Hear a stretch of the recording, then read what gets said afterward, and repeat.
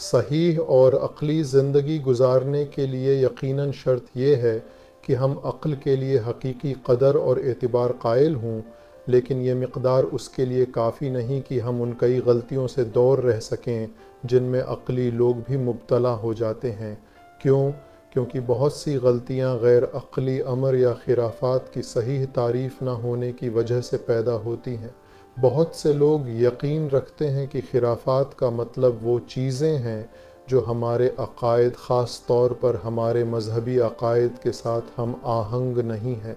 آج کل بہت سے لوگ یہ بھی یقین رکھتے ہیں کہ جس چیز کو محسوس نہیں کیا جا سکتا اور تجربے کے ذریعے اس کی جانچ نہیں کی جا سکتی، اسے ہم خرافات سمجھتے ہیں۔ عجیب و غریب چیزیں ہمارے لیے غلط ہیں اور ہمیں انہیں قبول نہیں کرنا چاہیے اور انہیں پیش کرنے کی اجازت نہیں دینی چاہیے۔ ان میں سے کوئی بھی تعریف صحیح تعریف نہیں ہے، یہاں تک کہ وہ شخص جو مذہبی معاملات میں مکمل طور پر انحصار پسند نظریہ رکھتا ہے، جب وہ اپنے ارد گرد دیکھتا ہے تو دیکھتا ہے کہ اس کے ساتھ قریب ترین اور ہم خیال لوگ بھی اس کے ساتھ اختلافات رکھتے ہیں۔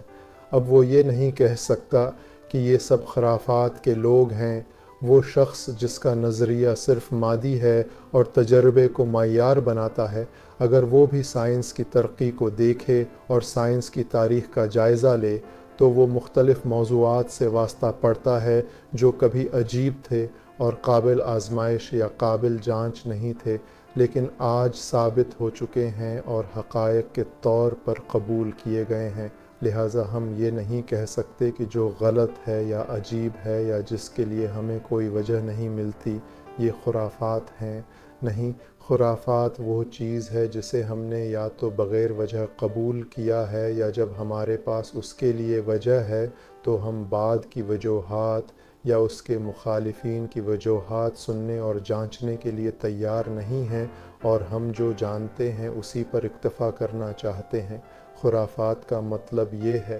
اگر ہم اس نکتے کو سمجھ جائیں تو ہم غلط امور میں خرافات تلاش نہیں کریں گے بلکہ غلط طریقوں میں اس کی تلاش کریں گے، یعنی ہم ہمیشہ اپنی موجودات اور معلومات سے فائدہ اٹھانے کی کوشش کرتے ہیں اور بہتر اور زیادہ جاننے کی کوشش کرتے ہیں، اور ہماری کوشش زیادہ ترقی اور آگاہی کے لیے ہوگی۔